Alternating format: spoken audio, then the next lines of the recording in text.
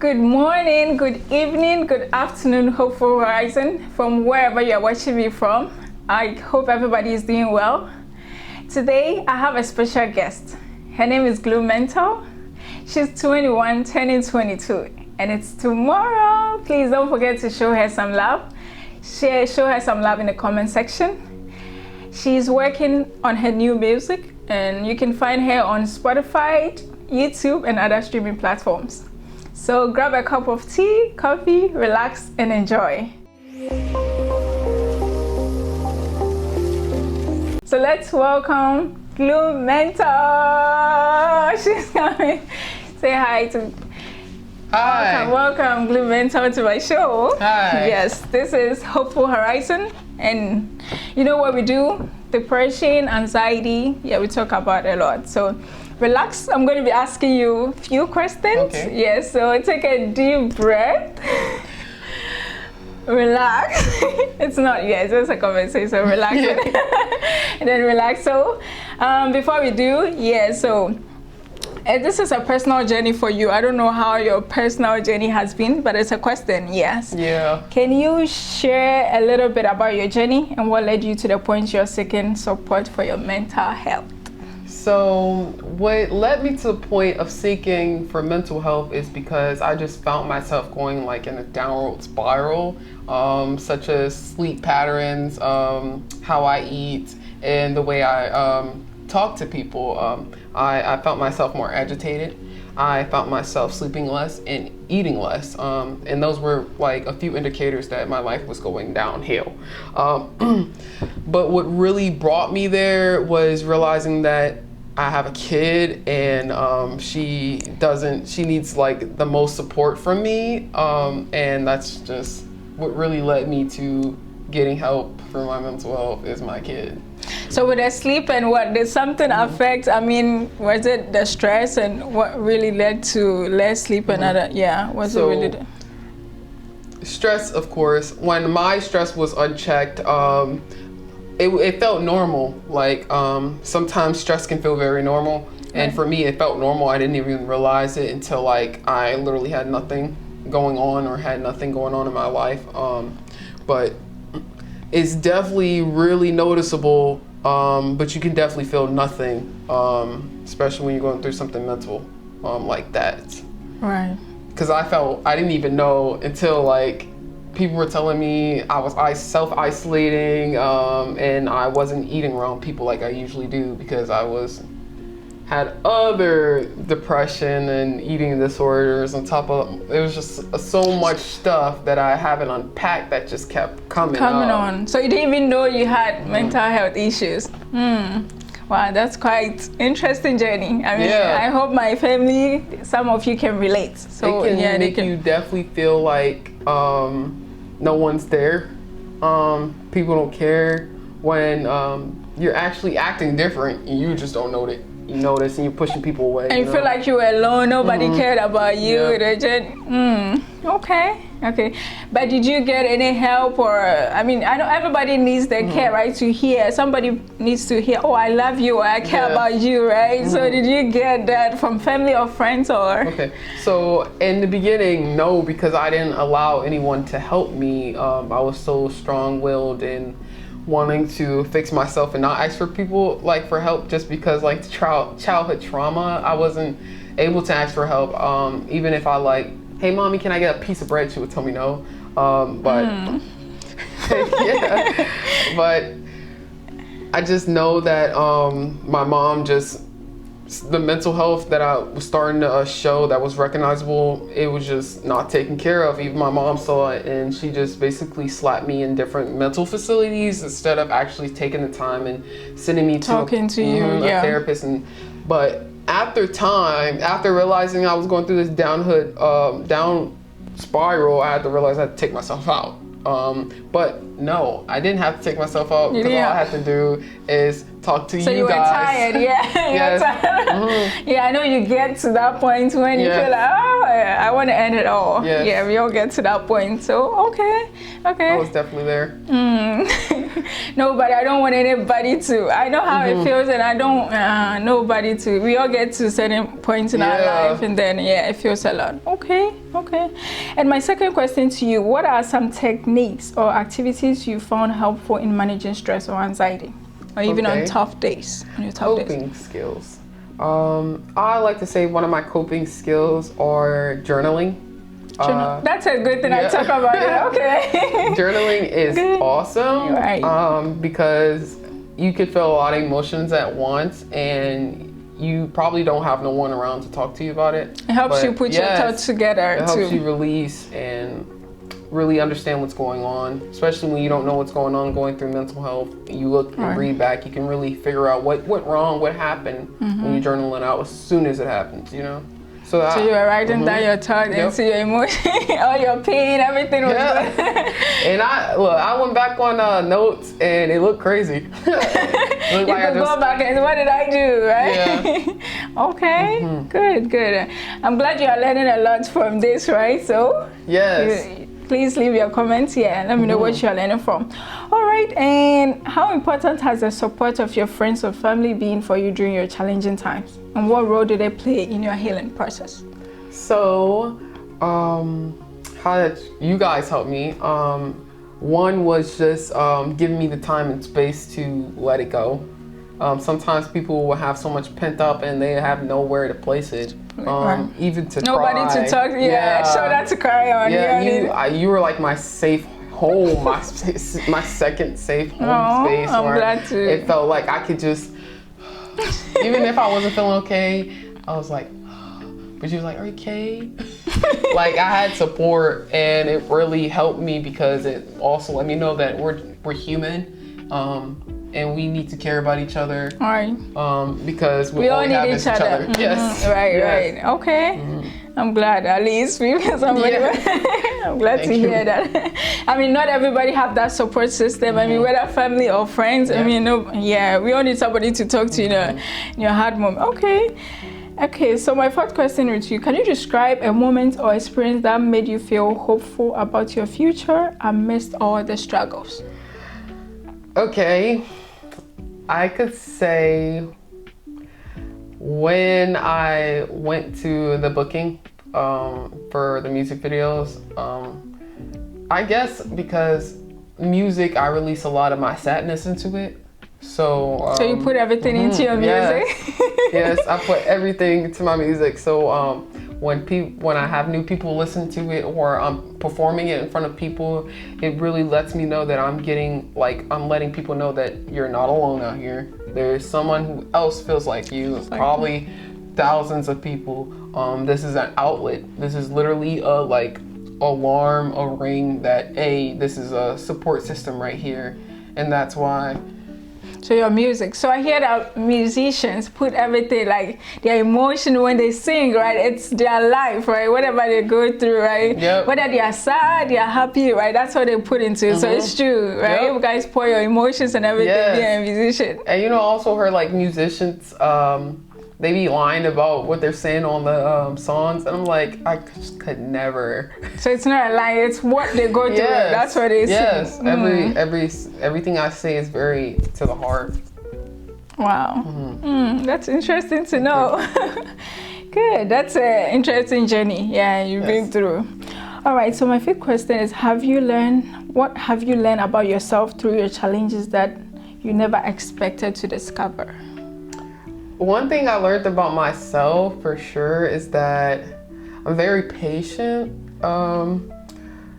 Why? Because there was a lot of things that I know sometimes that I need to get done that I push aside just to help other people. Such as my job. I have to, on lunchtime, I can't go to lunch because somebody needs a phone. So you're very patient, you go out of your way to help people? And I also let them take their time. I don't rush anyone. Why? Because the world it's a lot of stuff going on in the world, and Right. you can just take your time on this. Nobody needs to rush on everything. I think the reason why people have so much depression is because they think they have to rush everything, get everything done so quickly. But me learning something about myself with patience has actually helped me realize that I am human. You Right. know? I have compassion and sympathy for others, to be patient with them, to get what they need done, and then they come check me out.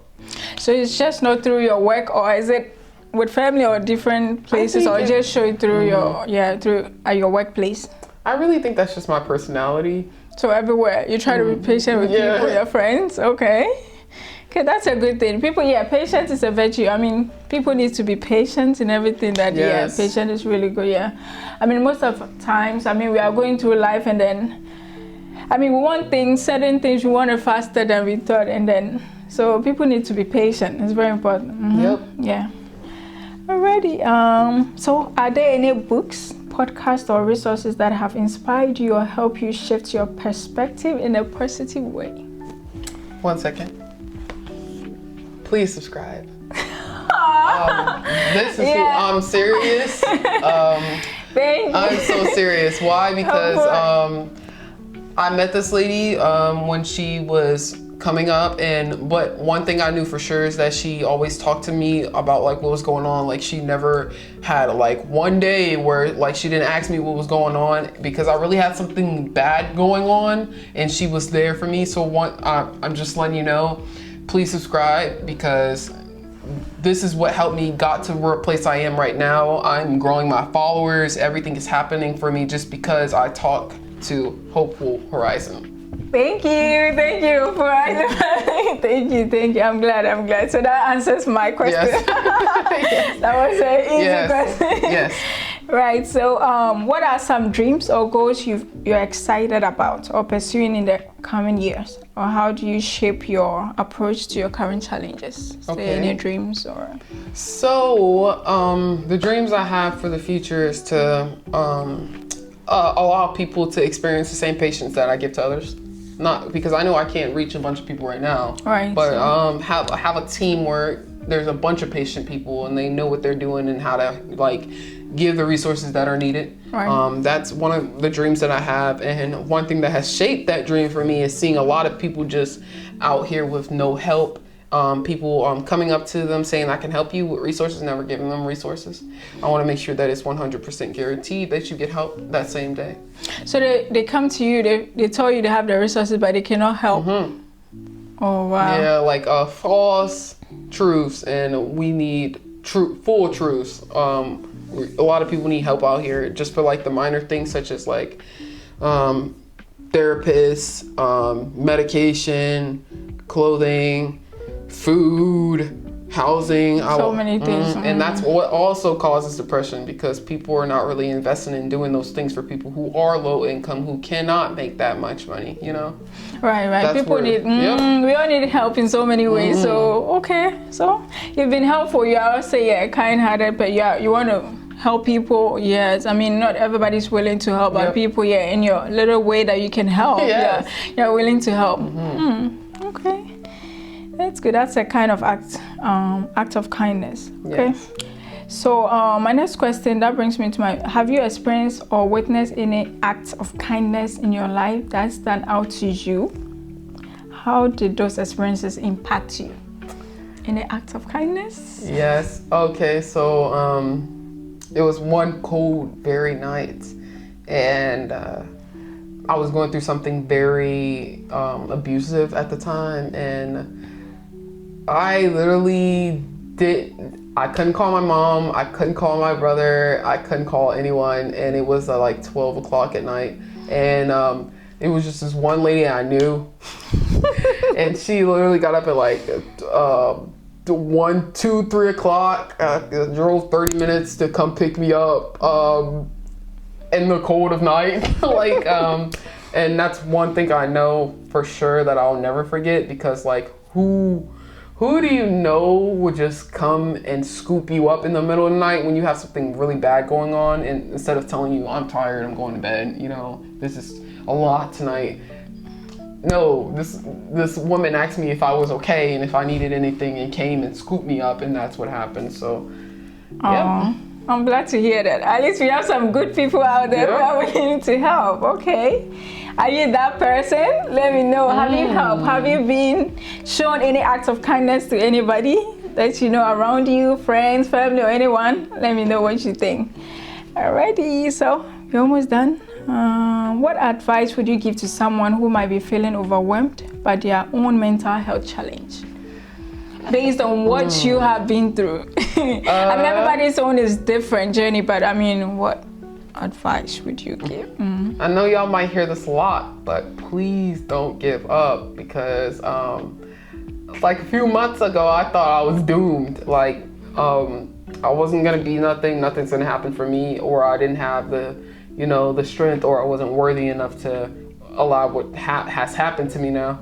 But I'm just here to tell you that it does get better. You just gotta get through the storm, really, because there's gonna be a storm, but you gotta know how to move through it, you know? All right. And I mean, some people might be going through different challenges, right? Right, exactly. That's why I share so many. But somebody might be going through, I mean, what you're going through will be different from what everybody. That's why I said always reach out, right? Yeah, always reach out. We are like a family, right? So you are not alone. I always tell them you are never alone, right? So yes, reach out. Yeah, okay. Okay, can you share a recent small victory or positive step you've taken towards your mental health and how it made you feel? Well, little things, right? Small things. One is, I know y'all might say that it's not little, it's probably big, is I stopped vaping. Why? Because it did take a huge toll on my mental health. I felt like I couldn't get things done without hitting that vape. And after a few hours, I would cry hysterically. So I just knew that the effects were deeper than what was going on with me just smoking it. The withdrawals were crazy. I think I went through a even worse withdrawal off the nicotine. So I just know that for sure, because I used to smoke a lot of Black and Milds and cigarettes, and I just know that the vaping was the hardest withdrawal, and it does cause you to have more anxiety even smoking it. I've noticed too, just because the high contents of nicotine in it, and it just really messes up your brain, and you become very addicted just because of chemicals inside of it. So I just thought I'd let you know that one thing that really helped me was stopping vaping. So if any of you guys are vaping and or find yourself very depressed, it could be it. Okay. I mean, like you said, some people might be vaping or drinking, or it might be different things, right? How hard? I mean, how hard is it for you to stop? I mean, it takes time, right? Yeah. How long the process and all that? I mean, for you to stop, because it doesn't take a few days but how long will it? Yeah. Well, you think? Because you see, some people maybe they might have been doing it for a long time or so. Yeah. What is the process? What can you?